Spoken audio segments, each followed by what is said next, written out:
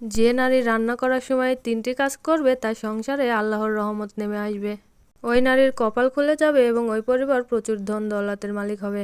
এক হাদিসের বর্ণনায় পাওয়া যায় এই 3টি কাজ ঘরের নারীদের করা অত্যন্ত জরুরি। এই 3টি কাজ থেকে দূরে থাকার জন্যই অনেকের সংসার থেকে আল্লাহর রহমত উঠে যায়।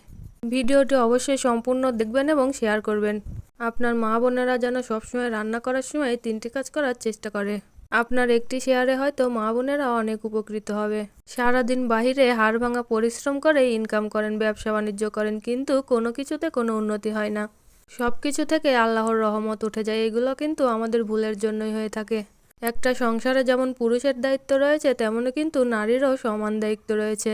তাই সংসারের অনেক কিছু আমাদের মেনে চলতে হয় এবং রান্না করার সময় 3টি কাজ আমাদের অবশ্যই করতে হবে। যখন আপনি রান্নাঘরে প্রবেশ করবেন তখন অবশ্যই সালাম দিবেন এবং সালামটা কিন্তু পরিপূর্ণভাবে দিতে হবে। আমরা কিন্তু সকলেই জানি আমাদের ঘরে আল্লাহ তাআলার রহমতের ফেরেশতা থাকে। ঘরে প্রবেশ করার সময় যেমন সালাম দিতে হয় তেমনি রান্নাঘরে প্রবেশের সময় অবশ্যই সালাম দিবেন। এমনিতেও আমাদের সবার উচিত কোনো ভালো কাজ শুরু করার আগে বিসমিল্লাহির রহমানির রহিম বলা। কোনো কাজের শুরুতে বিসমিল্লাহ বললে আল্লাহ তাআলা আপনার সেই কাজে বরকত দান করবেন। আর একটা কথা হলো, রান্না করার সময় দরুদ শরীফ পাঠ করার চেষ্টা করবেন। আমরা নামাজের সময় যে দরুদ শরীফ পাঠ করি, দরুদে ইব্রাহিম, এটা হলো সবথেকে শ্রেষ্ঠ দরুদ। অনেক সময় দেখা যায় মা বোনেদের অনেক ভুলের কারণে সংসারে সবসময় অভাব অনাটন লেগেই থাকে, অভাব দূর হতেই চায় না। শুধু অভাব অনাটন না, ঝগড়াঝাটি অশান্তি সবসময় লেগেই থাকে।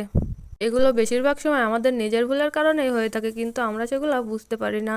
সব কিছুতে যদি আল্লাহ তাআলার রহমত থাকে তাহলে অবশ্যই সব কিছু ভালো হয়। মানুষের জীবনে মানসিক শান্তিটা হলো সব থেকে বড় জিনিস।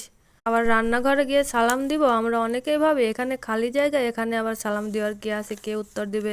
কিন্তু আল্লাহর রহমতের ফেরেশতা কিন্তু সবসময় আমাদের সাথেই থাকে।